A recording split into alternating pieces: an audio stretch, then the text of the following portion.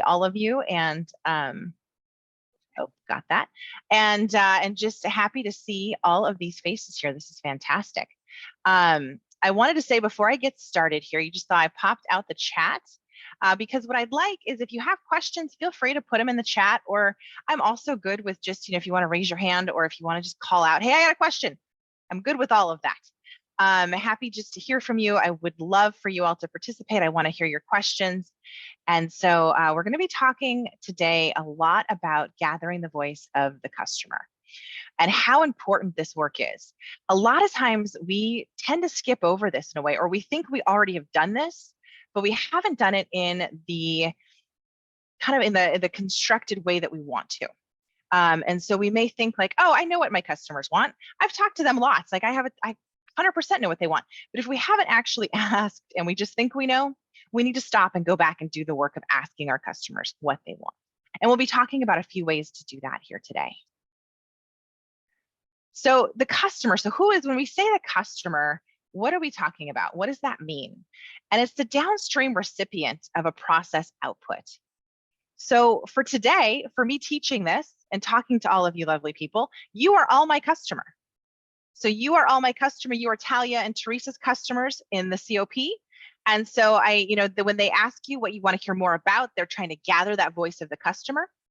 I also have this example here of Shannon, who works in a call center. When she's taking calls from the public, those members of the public are her customer. And then after every call Shannon takes, she must fill out paperwork that goes to her manager. Her manager is the customer of that work. So we can actually have multiple customers across our work streams.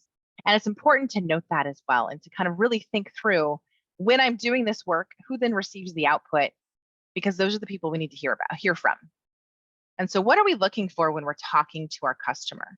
We want them to tell us what they value. What do they value of the work that we're doing? What does that mean to them? And so really that value is what the customer expects to achieve from our service or product. It's always defined by the customer. It's not defined by us. We can think like, well, gosh, I am providing this awesome training.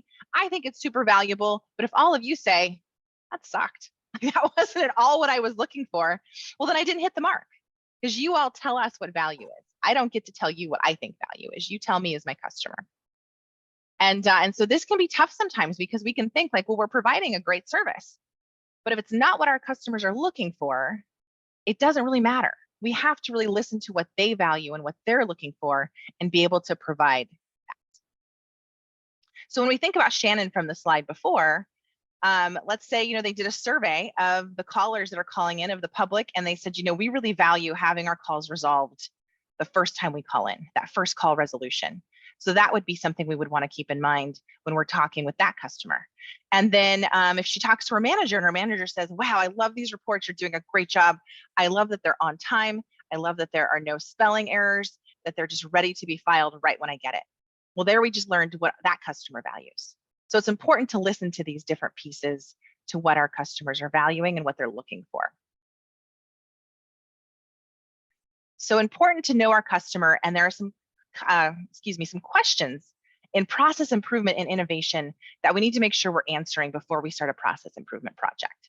So we need to know, who is the customer? How does that customer define success? And then how well are we meeting their expectations with the process as it is now? And that'll tell us a lot about how we need to move forward. It'll tell us a lot about our current state. And so when we talk about that current state, are we meeting the customer's requirements in that current state? If not, where are those gaps? Where are the pain points? How can we do a better job? So answering these questions is a great way to start when we're kicking off a process improvement project. I'm going to pause here and just say, are there any questions so far? We do have a Q&A at the end as well, but just want to make sure I'm giving time and space for that too.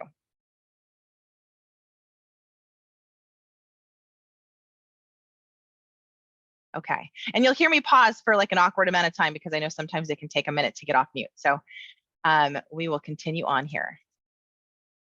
So when we talk about the voice of the customer, the VOC, this is used to describe customers' needs and their perceptions of an organization's product or service. So again, this voice of the customer is telling us how our work is perceived. We could think we're hitting the mark, but if our customers tell us we're not, oh, that's really important for us to know, that our perceptions and their perceptions aren't matching up. And that's something we would need to investigate. So we can gather this in a few different ways. There's active voice of the customer collection, which can include focus groups, which we're going to talk in more detail about today. It can include surveys. And when I think of surveys, I think of one that most state agencies take here in Washington, which is the employee engagement survey. This is a big way that our state and our leaders at our agencies really are trying to gather the voice of the customer. They want to hear from all of us, all of the employees, about how we're feeling about our employee experience at our agencies. And hopefully they're taking that information and then seeing if it matches up, seeing what we value, seeing how we should move forward, and seeing where there needs to be some work done. And maybe where we're not hitting the mark like we should. Those surveys can be a really important way to gather that voice of the customer. Another way is interviews with our customers. And we're going to talk a little bit more about those today as well. But that is a nice way to just really sit down with that one-on-one view and have a good discussion with our customers. We learn a lot through these interviews and really having those open discussions. Secret shoppers. So when I first learned about a secret shopper, I think I was in middle school, and it always cracks me up because I thought, oh man, I'd love to be a secret shopper. Like send me into a store, see how the people checking you out do. Of course, they were not hiring middle school students to do that. But it's something that we still employ, I think, a lot today. I know that when I talk with some folks at HCA, in our employee benefits division, that they do have secret shoppers that go through the process to see how it's working for them and see sort of the type of service they're getting. Really important way to just kind of gather how things are going in our processes to have these secret shoppers. And then customer testing, letting our customers come in and, as we like to say, kind of kick the tires. So, if we're trying out something new, have our customers test it. Let us know, is it good? Is this going to work for you? Is this going to meet your needs? And really having that customer testing piece. Now, there are passive ways that we can collect voice of the customer as well. So we can read through blogs about how people are feeling about our products or services, tweets as well, through just observations. So really viewing the process from start to finish and seeing like, yeah, okay, how's it going? Doesn't require us actually talking to our customers, but it gives us some of that data that we can use as well. Reviewing complaints that have come in, another way to do that, and then reading press. And we say non-commissioned because that if we've commissioned it for ourselves, it's probably going to be pretty nice to us. And so we want to read stuff that we have not commissioned to see how people are thinking about our services, how they're talking about our services, and what that looks like. So again, a few ways to collect this voice of the customer, both active and passive. The more we can do this active side of things, the better, the more we're going to get really rich data about how our customers are feeling about our work and our processes, and are we giving them what they need? But if we're not able to always do this, if we don't have all of the time in the world to do this, or we have to pick just one or two of these, we can also pick one or two of these on the passive side to be looking at as well. So and then types of data, there's qualitative and quantitative. You can collect both for your voice of the customer. So that qualitative is really going to be through those interviews, through those focus groups. It can provide really rich, detailed data, but it can also give us some challenges when we're going to analyze it, because then we're looking at a bunch of different comments from different customers. And so it can be a challenge to try to theme those, to put them into some sort of chart or graph that's going to provide us some good detailed data. But it is really great to have that one-on-one conversation, or that group conversation, and really be able to have those that data that we can collect. It can be labor intensive to collect as well, because if you think about interviews like we're going to talk about today, or focus groups, those can be time intensive. And so having interviews with all of our customers may not be possible, or even a subset of our customers. It can be labor intensive. But it could also give us really, really rich data to use. This is qualitative data is semi-structured. So if we don't know quite what we want to measure, this could be a good way to go. If there's really no need to qualify the data, this would be a good way to go. If you're just doing some exploratory work, qualitative data is a good way to gather some of that. And then if there's no set process in place, again, if we're just trying to figure out our way and gather some initial data, this qualitative data is a good way to go. On the other side, the quantitative data, these are our numbers. So this provides those precise measures, very reliable. Now, it can be harder to develop. It can be hard to have the amount of data that's going to give us a really good subset or baseline to look at, but it's easier to analyze if we do have it. It's more structured. So if you have large sample or of population, this can be a great way to go. It gives us those numerical results. It's very nice if we need to be making some comparisons, and if we need to be precise, quantitative data gives us the ability to do those things. Just a couple of different types of data to take a look at.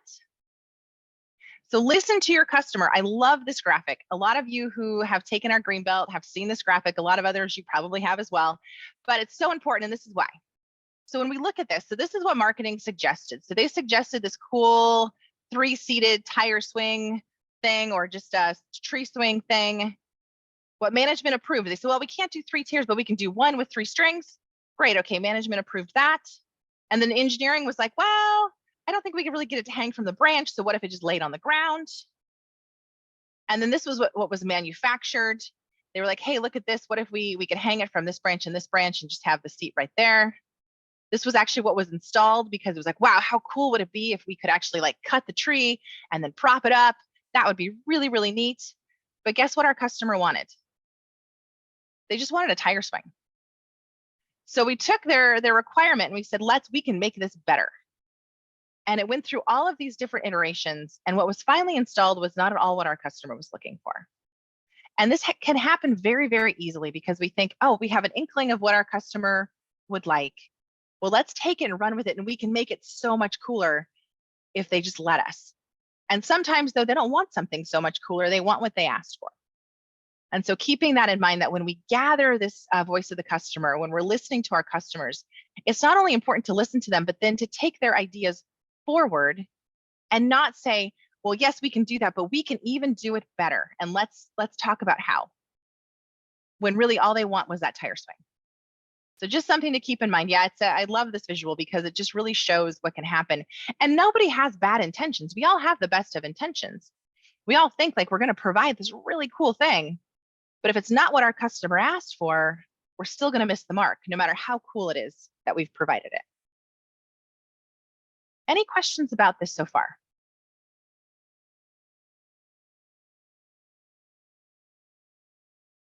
Okay. So let's talk a little bit about interviews, which, if you'll recall, is one of those active ways that we can gather our voice of the customer. Now, when we do interviews, the purpose is really to learn about a specific customer's point of view. And we're looking at their point of view on service issues, on product or service attributes. So how are we, what we're producing, is it meeting their needs? And then how's our performance for what they require? Are we actually meeting their needs in that way as well? Using that interview really establishes communication with those individual customers versus a group of customers.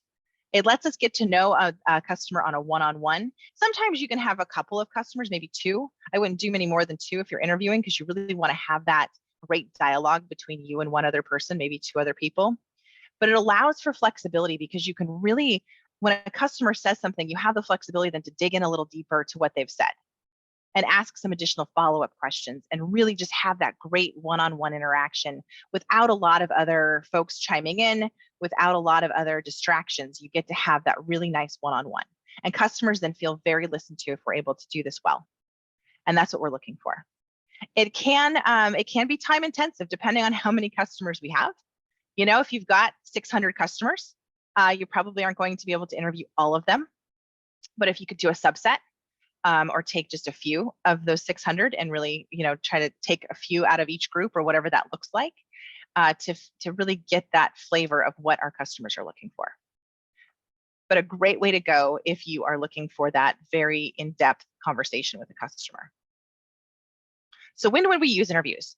Now, when we're starting a process improvement project, this is a great time to use an interview to learn what's important to our customers. So this is going to kind of really help us support the development of our hypothesis about customer expectations. It's going to tell us what our customers value, so that as we move into our project, we have that in mind. We can also go back and do interviews during the middle of a project. So if we have some ideas, we've done our root cause analysis, and we've got some ideas as to what we would like to implement, we can go back and interview our customers and say, hey, what do you think of this? How does this sound to you? What are we still missing here? We can also, really get their ideas and suggestions, and then we can test our ideas with them as well, which is a really important piece of this. And then at the end of the project, could do interviews there as well to clarify our findings, to validate any improvements we've made, to ask them, we made this improvement, how's it working for you? What other suggestions do you have for us? Where should we go next? So really, interviews can be used throughout the life cycle of a project. and should be. We should be checking in with our customers throughout our projects. So to do a customer interview, we want to make sure before we even sit down with our customers that we're really clear about the purpose. Why are we interviewing these customers? Do we know? Are we sure we know? Do we have our questions developed? So important to have those questions, and then also to be able to test those questions. So make sure you've bounced them off other team members and not just sort of develop them in a vacuum, because we want to make sure we're asking the right things of our customers.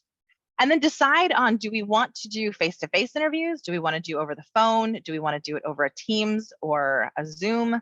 What does that look like? And then decide how many interviewers, interviewees will be present.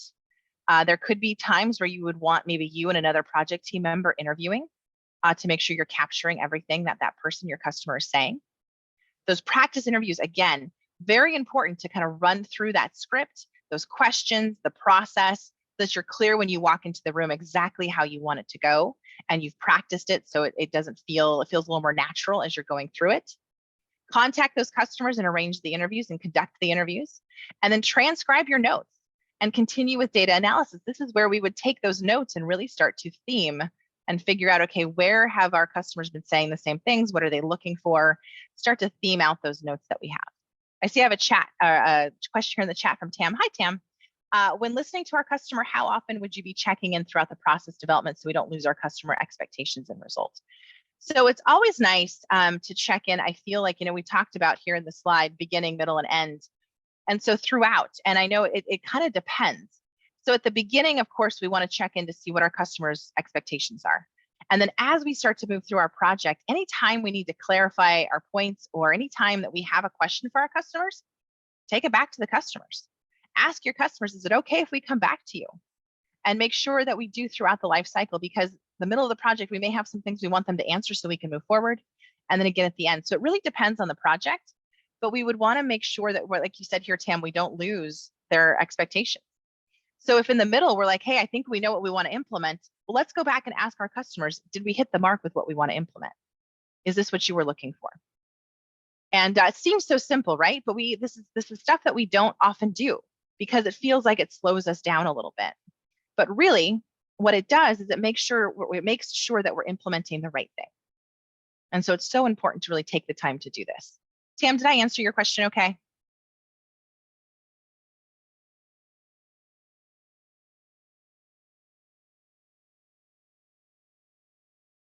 Let me know if not in the chat. Okay, thanks, Tam. So now let's talk a little bit about focus groups. So like interviews, it's where you're having that great face-to-face interaction with your customers. You could do focus groups in a Teams as well. I really would caution, though, these should be done in person if possible. And I'll tell you why I think that. Because a big part of these focus groups and a little of the interviews too is you're trying to see body language and facial expression. And so if you do them online, make sure that you tell people cameras are required to be on, which I know some folks they don't love that. But just it's important, though, as part of the focus groups, you're trying to pay attention to everything going on in that room when you're having a focus group. And a big piece of that is body language, is tone of voice, is facial expressions. And you want to be able to capture all of that when you're doing these. So if at all possible, I would recommend having these in person. And the purpose of our focus groups, it's really to gather feedback on existing products or services or on proposed ideas from the point of view of a group of customers. So much like the interview, but this time we're allowing a group of people to come together. And I like this. So why would we use focus groups over, say, interviews? Because when we're doing a focus group, it allows those participants to play off of each other's ideas and say, oh, I hadn't thought about that, but what if we did this, this, and this on top of that? So it allows for that creativity. It allows for folks to really connect with each other as well as you and give you those really rich ideas. And again, you observe people interacting with physical items if you have them.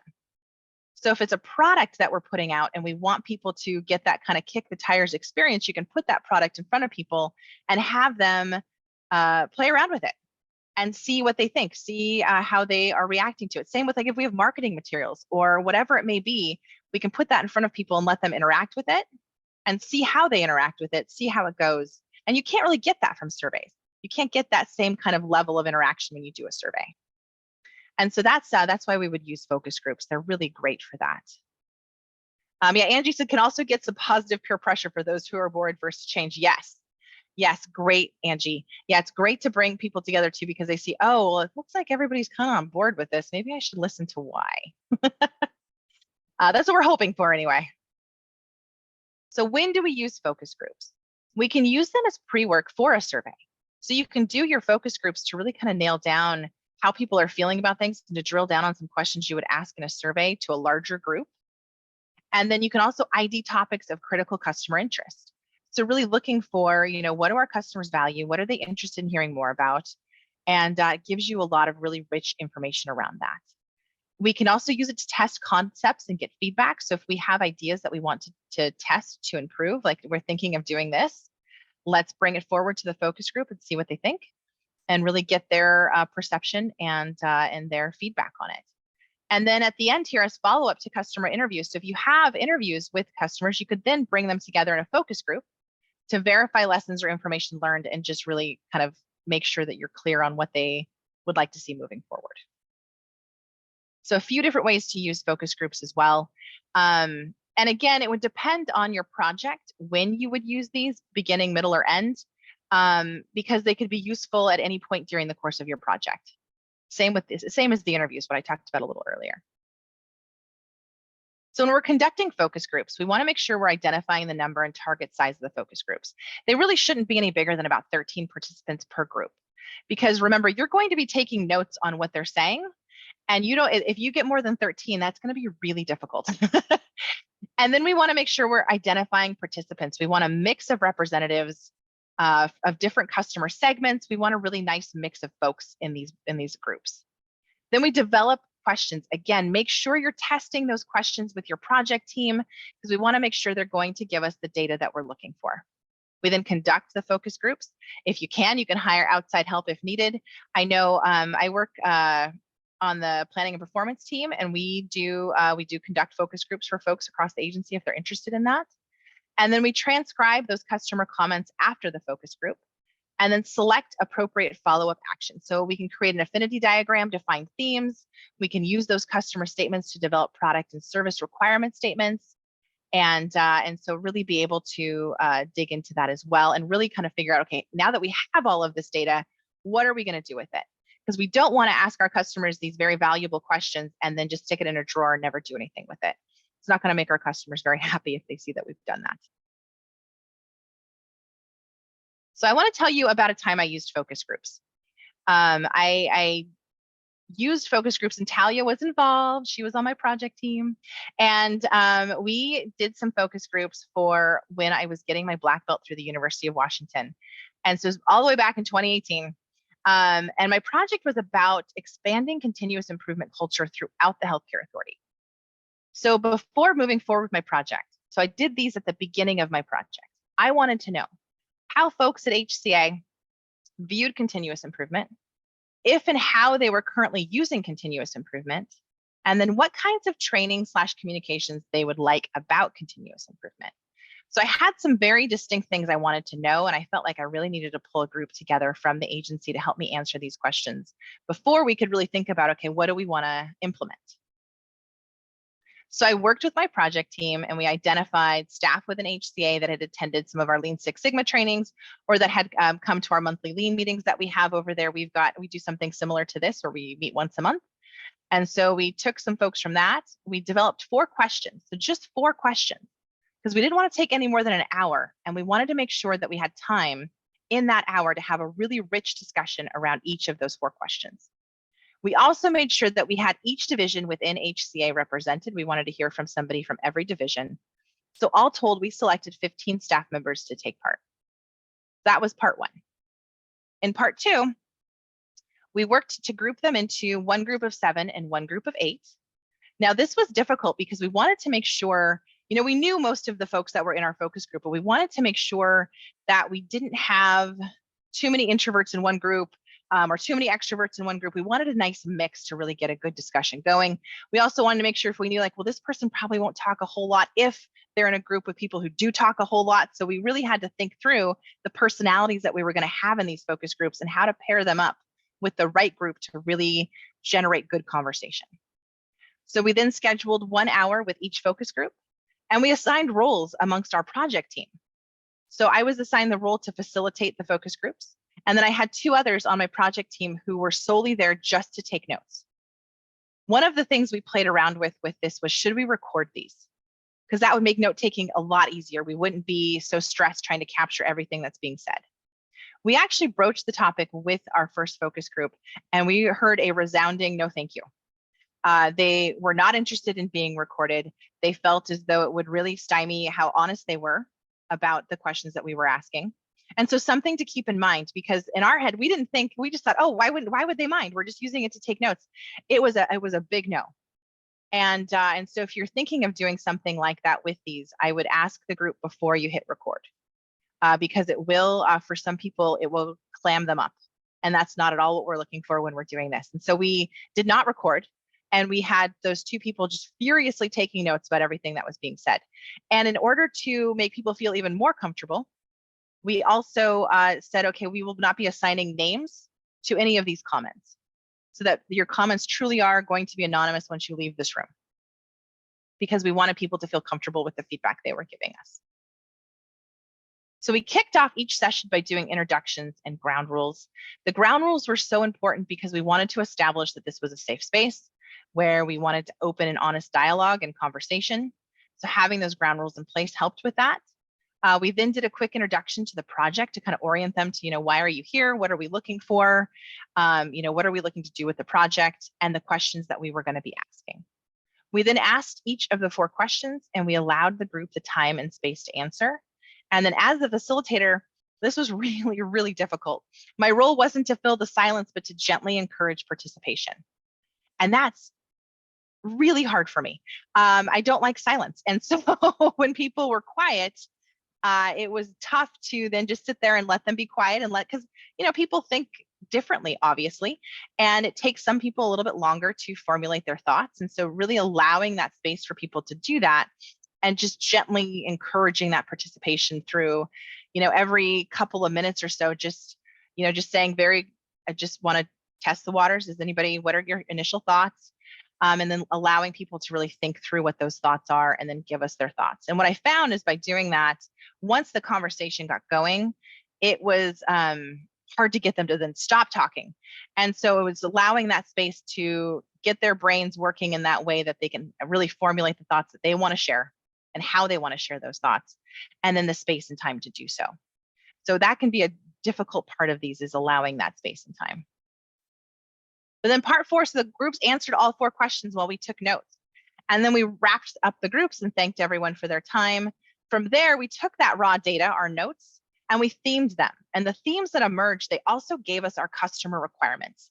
So they told us what our customers were looking for out of this project, what they were looking for around continuous improvement at HCA. And so here are the themes we came up with that came out of those focus groups. So there was a lack of communication and awareness around lean, a lack of plain talk around lean, and that lean was really not accessible to all, because you all probably know this already, but Lean Six Sigma sometimes uses terms that are not particularly accessible to everybody if you're not in this work, if you're not around it all of the time. And then our current culture doesn't support lean. So from those themes, we came up with the following customer requirements. We needed to make sure that we were plain talking all of our trainings. So we wanted to lose the jargon. Any tool that we wanted to talk about that didn't have a easily accessible name, we changed the name and made it something that actually made sense to folks. We wanted to make sure, supervisors and managers needed to see the value, so it will trickle down to employees. Work seen as a benefit and not in addition to daily work. We heard that a lot, like, I don't have time to do this extra work. So how do we work to have this be seen as just something that's part of daily work and not necessarily an extra project that you're taking on? And then heightened communication around lean projects within HCA and opportunities for training. So some things that came out of this, we developed a white belt training for our agency that is open to all. And it's just a half-day Lean Six Sigma white belt training that you can come and take. That gives you you can dip your toe in and see, what is all of this stuff, and learn some of the terms, and see if you're even interested in going forward with more education around this. And we also did a lot of work around communication and pulling jargon out of our current trainings that we already had. And this work is still ongoing. As we know, changing culture takes some time. It's not something that happens overnight, unfortunately, and takes a little bit of time to do. So this is something that's still in progress today, even however many years later. But just some outcomes from that. And that's what I have for you today. Just again, voice of the customer, so important. Making sure that we are talking to who our customers are, knowing who our customers are, and asking them, what do you want to see from this? What are you hoping to get out of this? What can I help you with? And then taking that and really going forward and creating processes and programs that meet what our customers are looking for. Yeah, and oh yes, you can take courses in LinkedIn as well. Yes. Thanks, Joyful. So with that, any questions? I think we have some time for a question and answer period here. Questions, thoughts?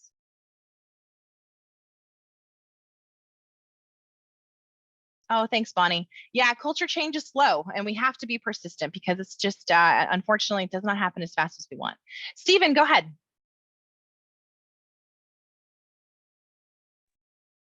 Thanks. Thanks for a great presentation. I am super excited and a great, advocate for using voice of the customer tools. I would love to hear a little bit about your thoughts, because I have experienced a lot of, how can I put this? Like I'm working with a process improvement team, and I start talking about the voice of the customer, and they have a tremendous amount of anxiety. Either they say, we don't want to engage with our customers because if they ask for anything, then we have to give it all to them, right? And we're going to be completely overwhelmed.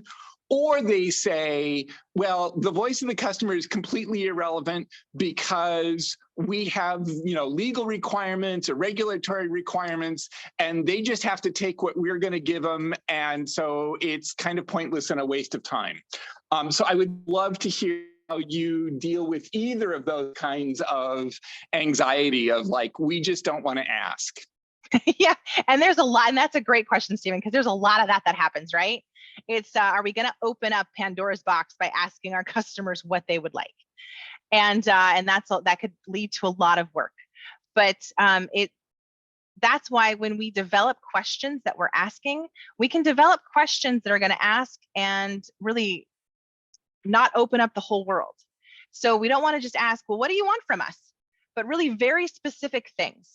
So what are we, what's the project about? What are we looking at changing? And asking them questions just about that piece of it, so that it's not open for them to say, well, I need you guys to change this, this, and this.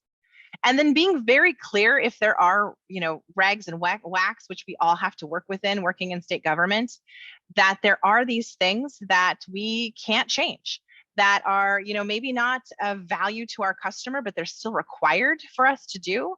And just giving some education around what those things are. And while we know sometimes those things can be a pain, they are things that we have to do.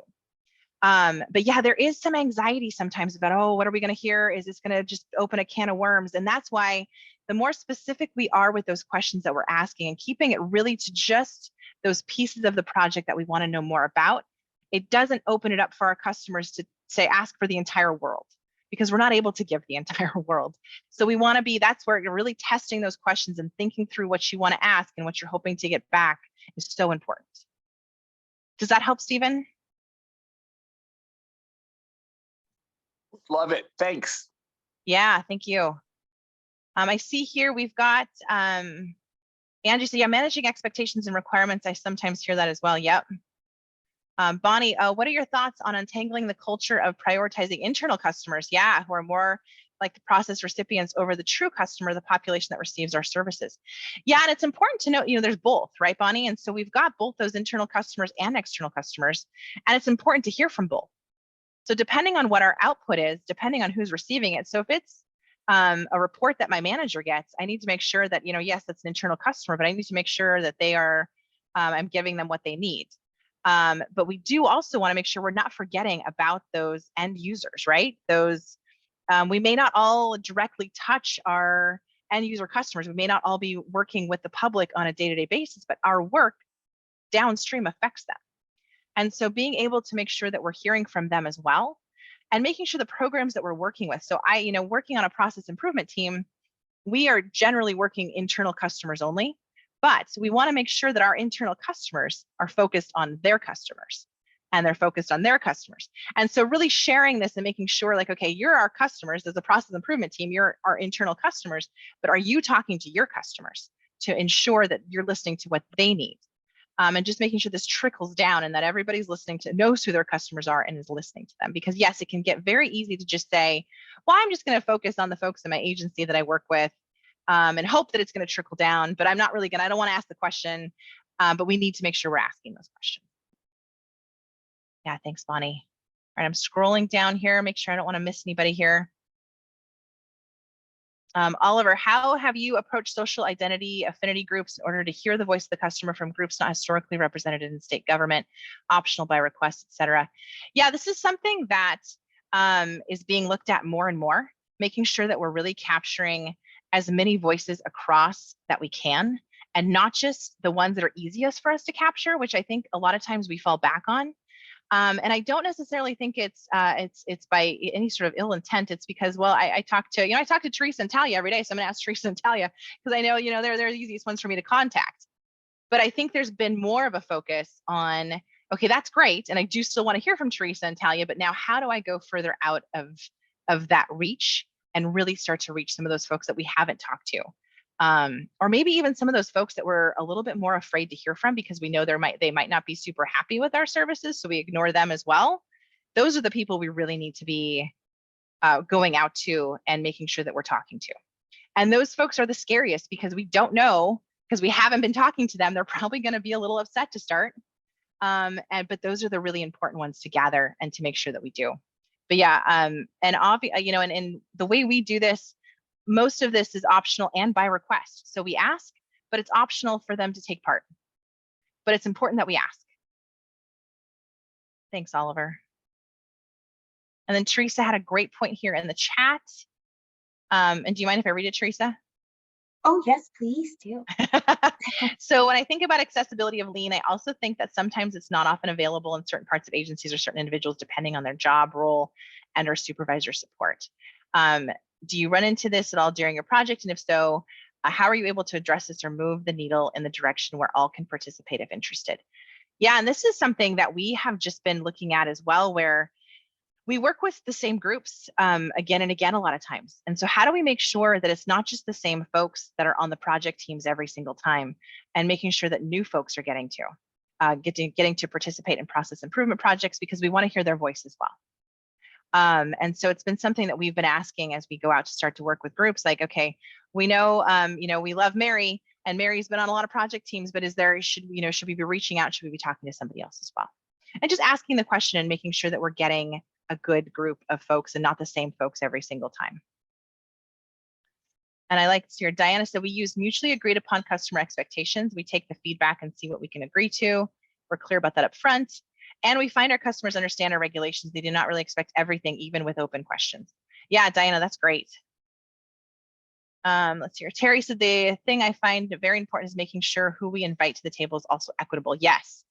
Yeah, and we really believe that, the folks that we invite to the table, our customers are not just generally, if I'm working with someone often, I may be like, oh, they're the easiest person to reach out to, but we need to make sure that we're really paying attention to those folks that we don't work with as often and still reaching out to them and hearing their voices as well.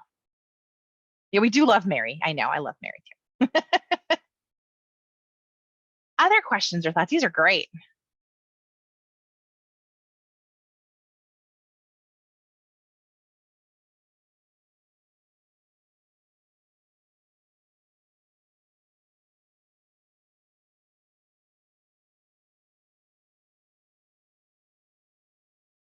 Okay, well, I just want to say thank you to everyone for having me today. I really appreciate it. It was very Just fun to be here and to talk about voice of the customer. It's something that, well, all of this stuff is stuff that I'm passionate about and love to talk about. And this is just one piece of that. So great to be here with all of you. And thank you so much for letting me come and talk, Teresa and Talia. And great to get to kind of hang with you guys again too. I've missed being with you guys. Yay.